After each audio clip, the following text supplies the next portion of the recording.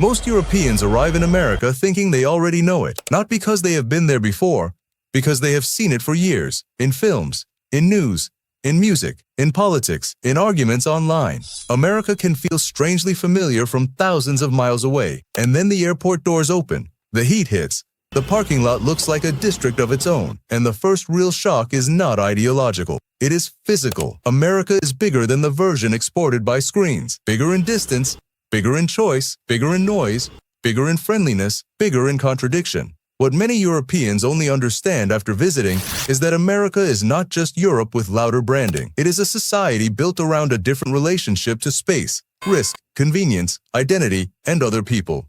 And almost none of that can be fully understood from headlines alone. The first lesson is usually the simplest one. In America, distance is not background. Distance is the main character. A European can know, intellectually, that the United States is huge. But knowledge is one thing, feeling it in your body is another. Feeling it when the coffee shop, pharmacy, supermarket, gas station, and workplace are all technically nearby, but somehow still require a car. Feeling it when a short trip takes 40 minutes. Feeling it when a city seems to spread outward instead of gathering inward. That is when a lot of Europe's tidy assumptions about American life begin to break. In the United States, 68.7% of workers drove alone to work in 2022, while only 3.1% used public transportation. Eurostat's own data shows the car is also dominant in much of Europe, so this is not a fairy tale of walkable Europe versus car-only America. But the texture is different. In much of Europe, the car is often common. In large parts of America, it can feel compulsory. That difference changes more than transport. It changes psychology. If daily life is organized around longer distances, then efficiency starts to matter differently. You design for speed, for access, for parking, for volume, for the ability to do 3 errands without ever really leaving the machine. A drive-through in Europe can feel like a curiosity. In America, it can feel like a logical answer to the geography. And that is often the first deep realization for European visitors. A lot of American behavior that looks excessive from afar starts to make practical sense once you experience the scale underneath it. The second lesson is social, and it confuses almost everyone at first. Americans can seem startlingly open. People smile. People ask how you're doing. People call you buddy, sir. Ma'am, guys. Someone in a checkout line tells you where to get better tacos. A stranger at a bar asks where you're from and actually sounds pleased you answered. To many Europeans, especially from more reserved parts of the continent, it can feel intimate. But after a few days, a more precise understanding begins to emerge. It is not always intimacy. It is often social lubrication. In a mobile, high-turnover, service-heavy society, friendliness becomes a way of reducing friction between strangers. It keeps public life moving. It makes temporary encounters easier. It turns unfamiliarity into something manageable. That does not make it fake. It just means it serves a different purpose. Many Europeans only understand this after visiting. Americans are often easier to meet, but not necessarily easier to truly know. The warmth is real, but it does not always mean closeness. In much of Europe, the opposite pattern is more familiar. The outside can feel cooler, slower, harder to enter, but once you are in, the relationship may be deeper, less performative, less provisional. Neither system is more honest. They are honest about different things. One prioritizes openness in public. The other often reserves warmth for private trust. That is why so many European visitors come home saying 2 things that sound contradictory. Americans are incredibly friendly. And also, it's hard to tell what that friendliness really means. Both can be true. Then comes the third realization, and this one tends to arrive in a supermarket, a diner, a gas station, or a big box store. America is obsessed with convenience, not casually, structurally. It is there in the refill culture, in the opening hours, in the return policies, in the amount of ice in the drink, in the expectation that the customer should get more, faster, with fewer obstacles, in the way inconvenience itself can feel almost un-American. To a European visitor, this can look excessive at first. Too many choices, too much packaging, too much food, too much everything. And then, after a few days, another feeling sneaks in. It is incredibly easy. That is part of America Europeans rarely grasp from a distance. The country can feel exhausting in scale, but strangely smooth in transaction. Things are designed to reduce friction for the consumer. The experience says, keep moving, keep choosing, keep going. But convenience is not magic. It is a system. It is built on cheap movement, flexible labor, long logistics chains, large amounts of space, and a national preference for turning time into money-saving infrastructure. That is why many European visitors leave with a more mature view.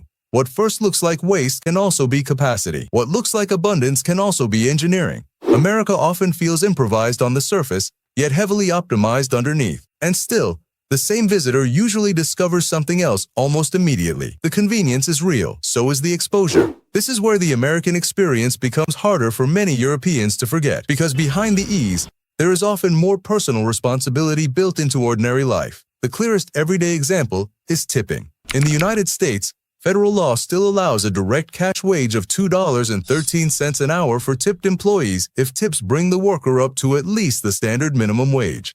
Many states require more, and practices vary. But the basic point lands hard on visitors from countries where service is more often folded into wages or the bill itself. In America, the customer is not just rewarding service. They are participating in how the labor gets paid. And tipping is only the most visible example. For many Europeans, a visit to America produces a broader realization that freedom here is often organized as optionality plus responsibility. You have more menus, more choices, more versions, more routes, more providers, but you are also expected to navigate more yourself. The same country that feels generous in portion size and customer service can feel unforgiving in its private risks. Healthcare is the bluntest illustration. In 2023, the United States spent $13,432 per person on healthcare, while comparable wealthy countries averaged $7,393. So when Europeans visit America and hear ordinary people talk about networks, deductibles, copays, or avoiding treatment because of cost, they are not just learning a policy difference. They are encountering a different moral architecture, one where the system can be world-class and anxiety-producing at the same time.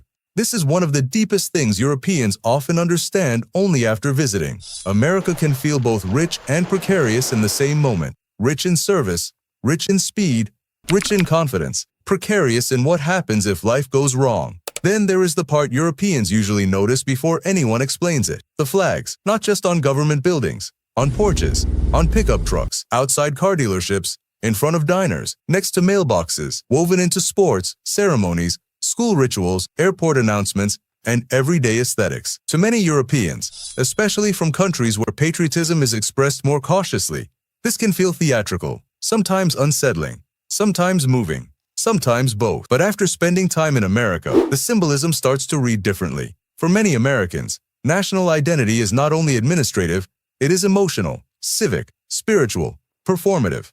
It is something displayed, not merely assumed. That makes the United States stand out among high-income societies. Few found that Americans are more likely than people in any other surveyed high-income country to say the Bible has influence over national laws, and more likely to link national identity with religious identity. The World Values Survey has long treated the U.S. as something of an outlier among rich societies, highly developed, but still more religious and more attached to traditional values than much of Western Europe. That does not mean America is uniformly conservative. Far from it. The United States contains hypersecular cities, deeply religious regions, immigrant identities, regional cultures, and political subcultures so different they can feel like separate countries.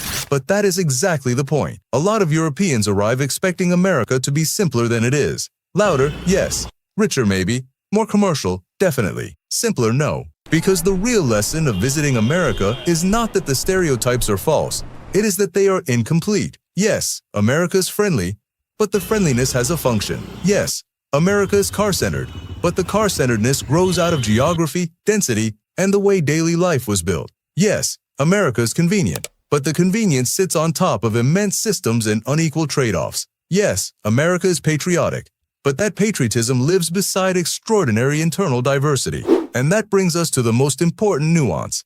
Neither Europe nor America is one thing. A Portuguese visitor will not experience the United States exactly like a Swede. A Texan does not experience America like a New Yorker. A visitor in Boston is visiting a different social climate than a visitor in Phoenix, Miami, or Minneapolis. Even Europe's own contrasts north and south, east and west, urban and rural shape what feels shocking and what feels familiar. So the smartest visitors do not come home saying, "Now I finally know America." They come home saying something more interesting. "Now I understand why America feels the way it does." That is the shift. Before the trip, America can look like a debate. After the trip, it looks more like an environment. A place where distance teaches convenience, where friendliness helps strangers navigate constant motion, where abundance can hide vulnerability, where identity is worn on the surface, not tucked away in the background. And once Europeans feel that logic for themselves, something subtle changes.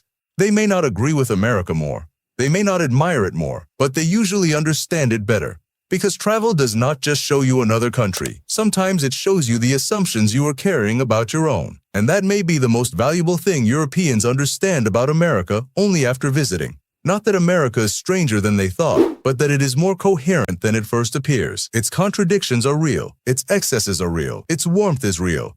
Its pressures are real. But underneath all of it is a logic, a human logic, a society shaped by scale, mobility, choice, belief, and the constant negotiation between freedom and security. And once you see that, America stops looking like a caricature. It starts looking like a civilization. If you've spent time on both sides of the Atlantic, I'd love to know which part felt hardest to explain before you experienced it yourself.